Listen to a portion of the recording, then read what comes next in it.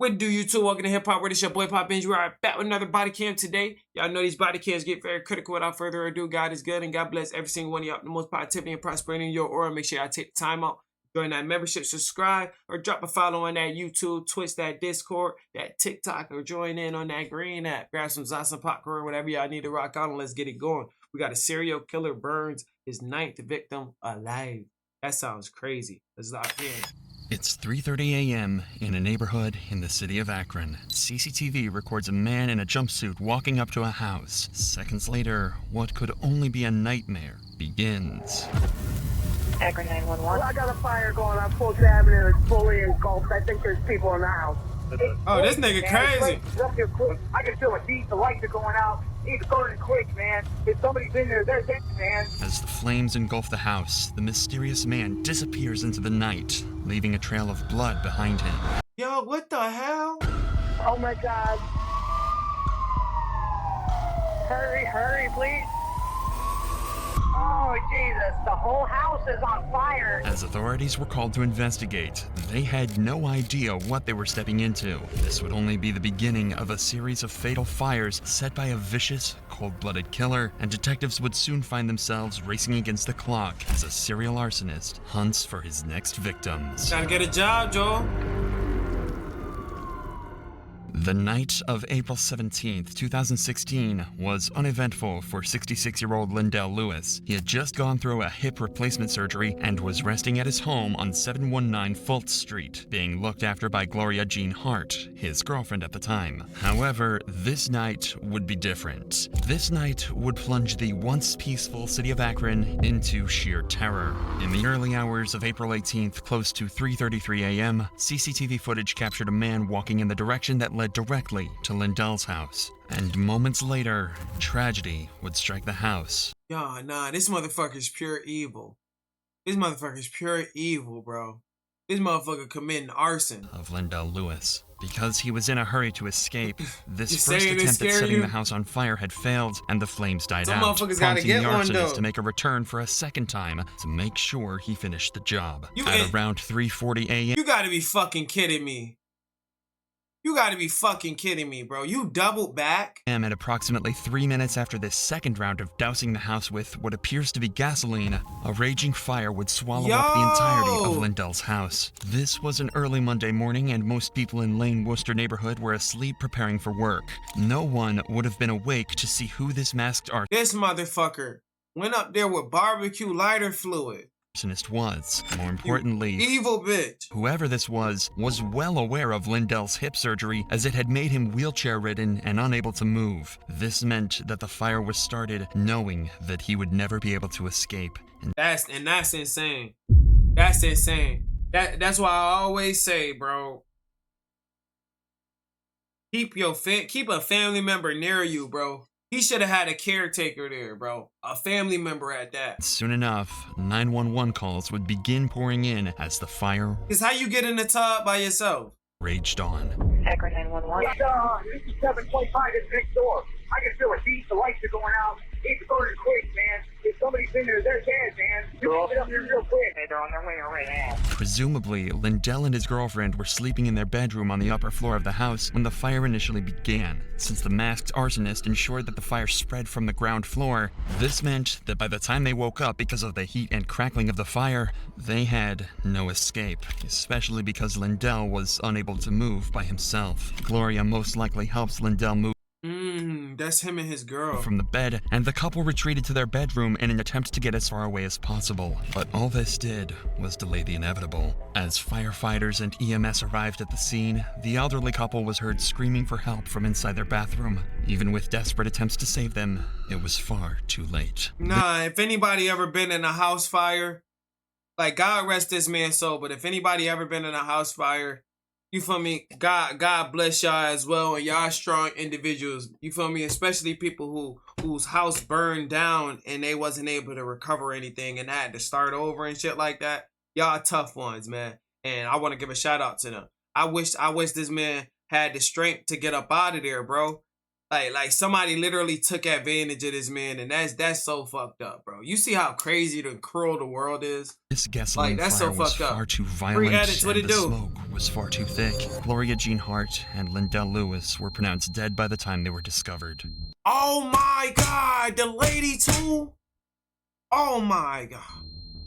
A tragedy like this was Damn. unheard of in Akron, not only because of the fact that there was now an arsonist on the loose, but because no one knew who his next victim would be. Because as it turns out, Lindell and Gloria were only 2 of his 9 victims to come.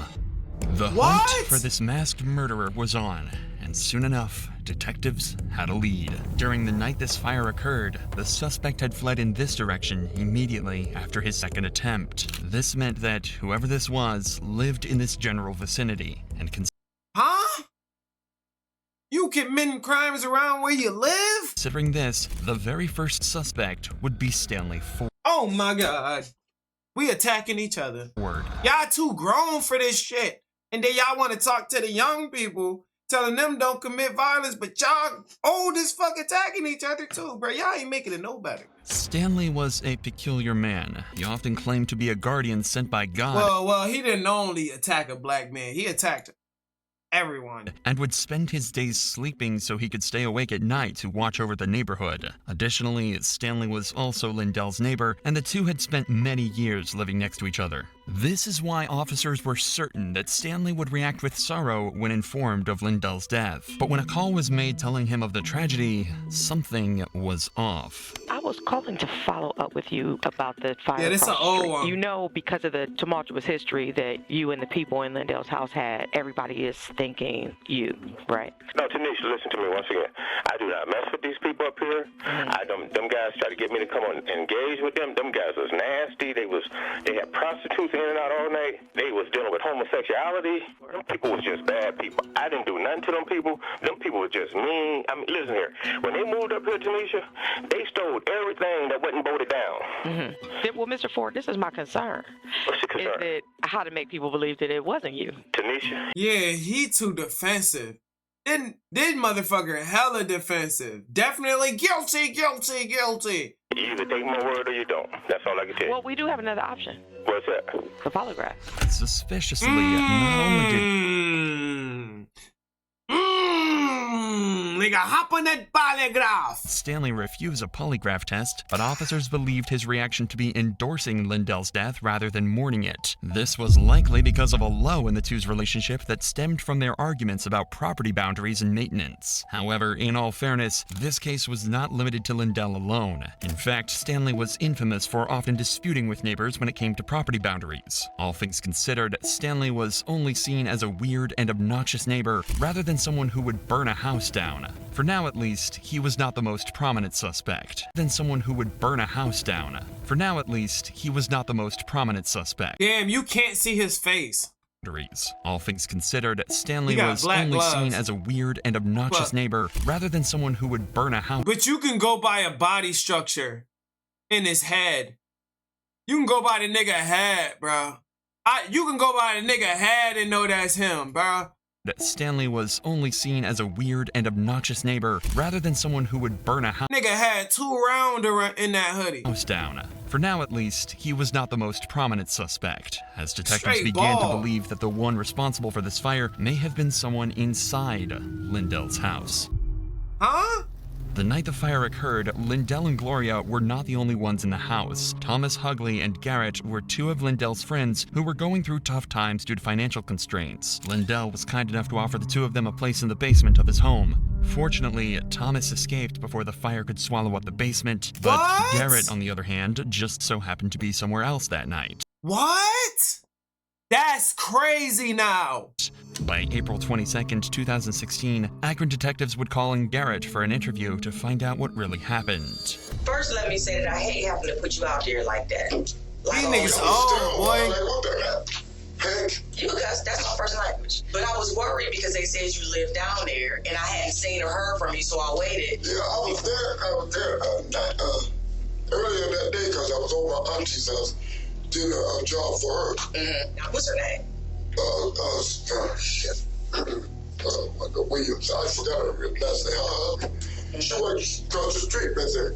Okay. Now, I ain't trying to, stir your brain, because the main reason I want to find you, make sure, one, that you safe and you okay, and if I didn't know nothing about it until my sister then called me, and Mr. Hughley called me. And what did they say? They said the house burned down, but they didn't tell me nothing about nobody got hurt in there. And then my best friend. Which about Linda? For detectives, it is definitely odd that Garrett is taking so long to remember the finer details, but this is nothing conclusive as of now. However, they are confident that by poking deeper, they might be able to find some clues. Have you heard about anybody I ain't gonna lie, everybody seem like a suspect right now in my eyes. who got to be for him? Oh, no. But he ain't had no job. What was that thought you just had? That was that I know. Nobody I know right off the head. That don't seem like the truth. It seems like you're joking on the truth right now. I said, I don't know offhand, because I didn't know the people he knew. It's obvious you just had a thought. Do you just not want to speak because all of us in here, or No, you not want to speak because you're at the police station? I don't know. You definitely had a thought right there. All I know is they report to have a restraining order that guy across the street, stand something. That's all I knew.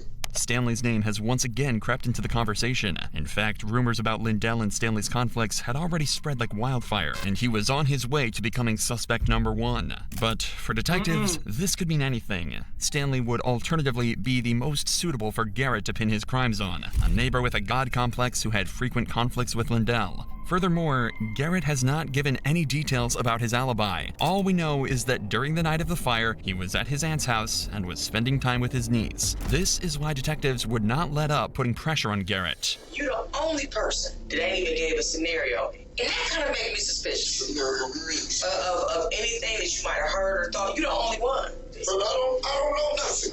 I wasn't there. I know you weren't there. I hadn't been there in a couple of days. You weren't there, but you're the only one. All right, let's do it this way. The night of the fire, the night it happened. I was at my niece's house. What time did you get there? I don't know what time we got there. Was it light outside or was it dark? I don't know. We was intoxicated. What can I say? Who were you with? Me and my niece. And what time did you leave there? The next day, I think. What time did the fire happen? I don't know. Thomas told me it was 3 o'clock in the morning. I don't know. Let me ask you this question. Was you going to the funeral today? Yes. Yes. You know what time it is? It's supposed to be at 10 o'clock. That's what it said. I'm going to say this. I'm just going to go home straight with you. But the gut feeling I got is that you have some names swirling in your head. You just don't want to give them because you don't want to get them. I don't know them. Right. I don't know them people. You might not know them. I don't know him. I don't know them people. We need your help. I don't socialize with them people. I know. I understand that. I just don't really know much, man. Now you don't know much. Well, you better get a lawyer, motherfucker. But man, I'm arresting old boy down the street. I'm arresting you. And I'm arresting the other motherfucker that was in the house too. How about that? Somebody gonna talk. On the football field. I had to be tackled. And they made it happen for me. They say, we ain't gonna get tackled. Oh my God. It was good times. For detectives, this was perplexing. A suspect that was willing to cry for his dead friend and housemate, yet had no solid story for where he was on that day, created a contradicting situation. No matter what, detectives cannot be certain that Garrett is the arsonist, so they would slowly push him towards a polygraph test, claiming it's the only way to prove his innocence. Let's see if we can get They trying to put everybody. They trying to put everybody on that polygraph, bro. Fuck it. Okay. I'll call you and schedule. No, it's his. Huh? We got a polygraph operator here. We're gonna bring him in here. I'm gonna call you. Set up an appointment. Oh my God. Nah, OG. We gonna do this shit right now. This is nuts. That's not down for the Listen, man. We're trying to help here. We're He not crazy. I know I will. If I can help you, I will. I swear to God, I will. Well, if you need to get something off your chest and let us know something that you know, you will feel a whole lot better because you're our key to the information about who's Why me? Why y'all putting it on me? I wasn't because you there. lived in the house for 2 years. Yeah, but I was never there, homie. And you're saying that you don't know or have heard anything about any I was not. I haven't been here long enough to hear the this. car fire that happened in That boy 2013 and you were in the house. You have no clue of who may have started. You're saying nobody gave any names? No scenarios, no theories, no nothing. No, I don't know none. I don't. It's just not plausible, sir. Nigga, blood pressure escalating through the roof. That just goes on in a normal conversation. Who do you think did this? I don't know. It's just part of a normal conversation. Even though Garrett just agreed to the polygraph, just moments later, he would have second thoughts. Mr. Garrett, this Sergeant Butler. Oh my goodness. You're saying you want to take a polygraph?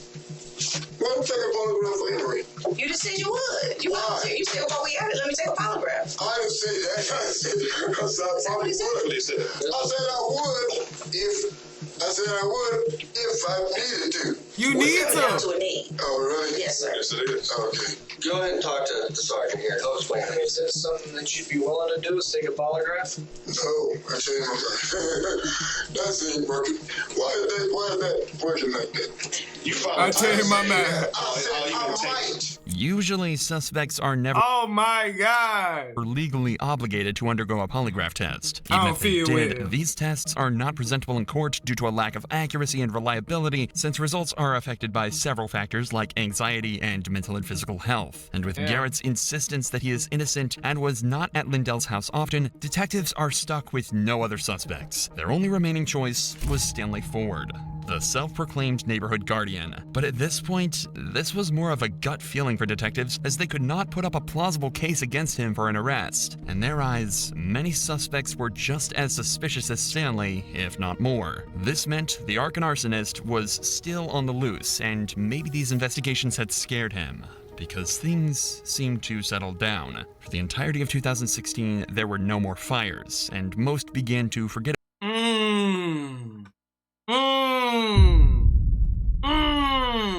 Nigga, you done, man. You should have kept doing them fires, boy. You should have kept on doing the fires, boy. Cause now you instantly look like a target now. Because now they caught your ass. They got on to you now. Now you frozen and you don't want to do nothing no more. about the incident. However, this peace would soon come to an end. Hook him. On January 23, 2017, someone set fire to a vehicle on 723 Russell Avenue, just a few blocks away from the first fire. The next 2 months would be another wave of silence from the arsonist until May 15, 2017. This nigga strikes again. When close to 3 a.m., Lane Worcester neighborhood was given another rude awakening. Multiple people are dead after a house fire in Akron this morning, and at least some were children. That's terrible, bro. That's so fucking terrible. And what in somebody's right mind will cause them to do something like this, bro? Like real shit though. Real shit though. Like dead ass, bro. Like all jokes aside though. The Akron Fire Department says the home was fully involved when they arrived. The heat was so high, a staircase melted away. The exact number of victims has not been released. That's fucking evil. A fire on 693 Fultz Avenue had resulted in the death of 7 people. 35-year-old Dennis Huggins and 38-year-old Angela Boggs, along with their 5 children, aged between 16 months and 14 years. This was the second major fire after the Lindell home was burned to a crisp 13 months prior. The fire had started in trash cans placed at the front of the house and spread quickly through the porch into the home. However, Yo, catch this motherfucker now. Catch him now. I mean now, bro. That's sad. This was no accident. According to a forensic analysis, an accelerant identified as gasoline was dumped into the cans. The flames were intense and enveloped the house within seconds. There was no room for escape. And just like the first fire, all 7 victims were found huddled in corners of the home as they had been trapped by the smoke and flames. The bodies had been burnt so badly that the only way to identify them was through a DNA test. This was a tragedy, but compared to the first fire, finding the suspect this time wouldn't be hard, as there were only 2 options. The first was Patrick Boggs, who had a bit of history with Angela Boggs, the mother of the children in this fire. Patrick Boggs served— Damn, so would it be somebody else?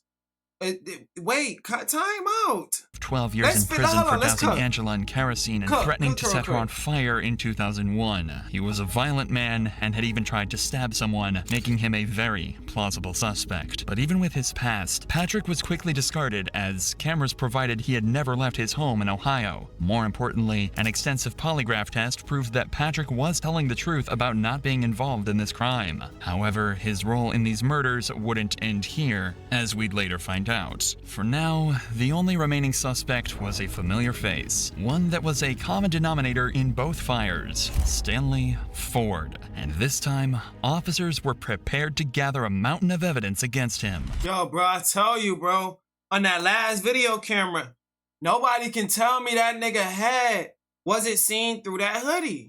They treat me like I'm a suspect, man. I'm not a suspect. You are! The first step was to obtain a search warrant for Stanley's home, which would result in a crucial piece of evidence being found. Worn-out tennis shoes that had been covered in an accelerant that just so happened to be gasoline.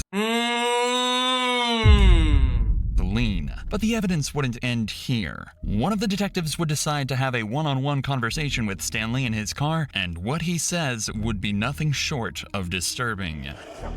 No, listen what I'm saying. This is so wrong. Stanley, listen what I'm saying. It's embarrassing to my neighbor. Listen what I'm saying. You mentioned some things last night about some bad people at the house, or? Well, to me, I thought they was bad kids. The stuff they was just doing immature stuff in the neighborhood. Like what? Shit, kicking vehicles, rearview mirrors, busting them out and stuff like that. Is that a good way to get rid of somebody moving out the neighborhood or get rid of that? No, I wouldn't do that. I wouldn't do it like that.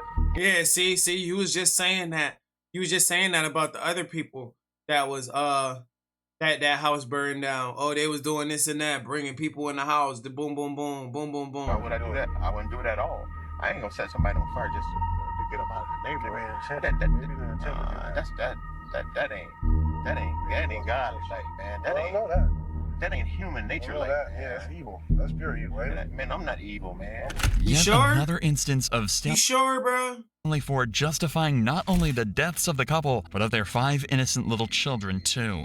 Right, you brought them up, bro. Just like That's the murder weird. of Lindell Lewis, there was a pattern. I just said that pattern of hatred and animosity. Of pure hatred towards the victims. A pattern so disgusting that Stanley felt it was his God-given right to purge anyone who upset the guardian of the neighborhood. In this case, Stanley often accused the family of dealing drugs, damaging his property, and engaging in illegal activities which only fueled his hatred towards them. Several neighbors had witnessed heated exchanges between the couple and Stanley leading up to the fire. Not only that, but the night of the fire, neighbors mentioned how they saw Stanley continuously patrolling the house. This would be corroborated by CCTV footage that would not only catch Stanley walking towards the house right before the fire, but also running away from it after. If all of this was not compelling enough, there would be one last piece of evidence that would solve the mystery of the Arkan arsonist. Take a look at this footage from the 2016 fire of Lindell's home.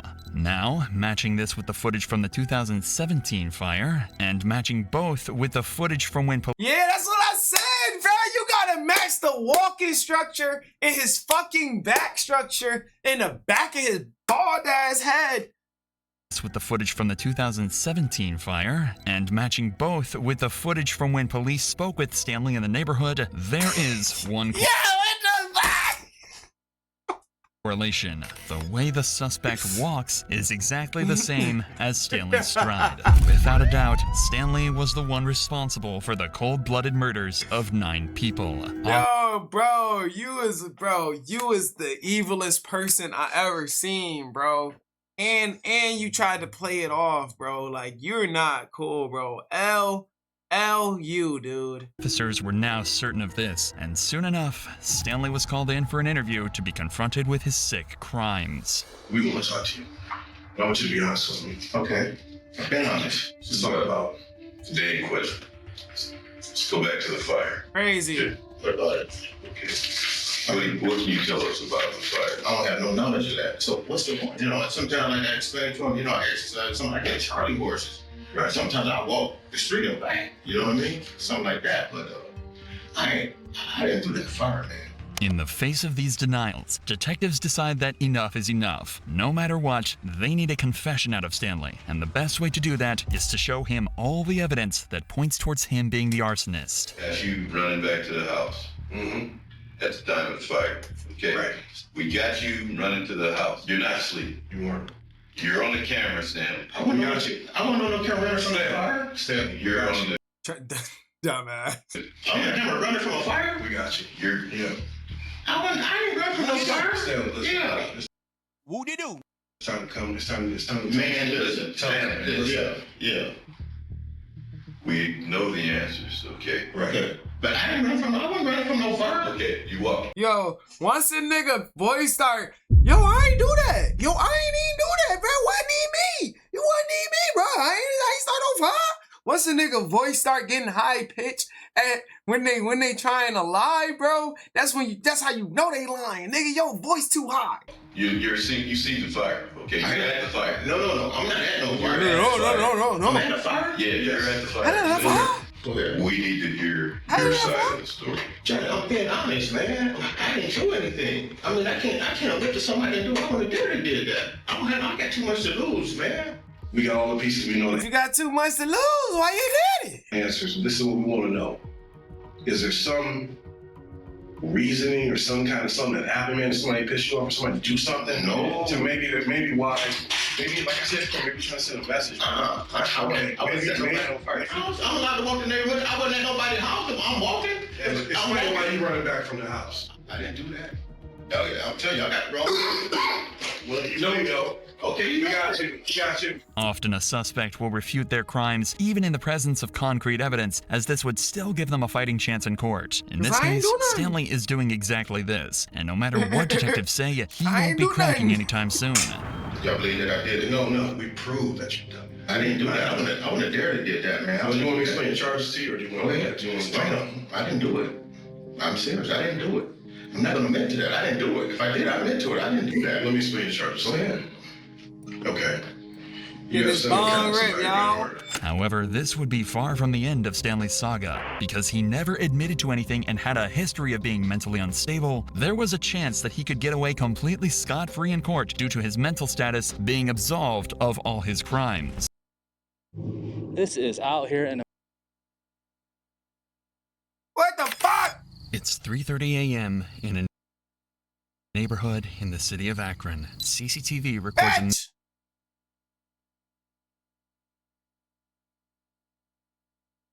that enough is enough. No matter what, they need a confession out of Stanley, and the best way to do that is to show him all the evidence that points towards him being the arsonist. As you running back to the house. Doing exactly this, and no matter what detectives say, he won't be cracking anytime soon. Y'all believe that I did it? No, we proved that you done it. I didn't do that. I wouldn't have dared to did that, man. So you want me to explain the charges to you, or do you want to explain them? I didn't do it. I'm serious. I didn't do it. I'm not gonna admit to that. I didn't do it. If I did, I admit to it. I didn't do that. Let me explain the charges. Go ahead. Okay. You have 7 counts of aggravated murder. However, this would be far from the end. 7? Of Stanley's saga. Because he never admitted to anything and had a history of being mentally unstable, there was a chance that he could get away completely scot-free in court due to his mental status being absolved of all his crimes. This is out here. Wait, I didn't do that. I didn't do that. That's how it ended? Okay. You have 7 counts of aggravated murder. However, this would be far from the That's how it ended? End of Stanley's saga. Because he never admitted to anything and had a history of being mentally unstable, there was a chance that he could get away completely scot-free in court due to his mental status being absolved of all his crimes. What the fuck happened?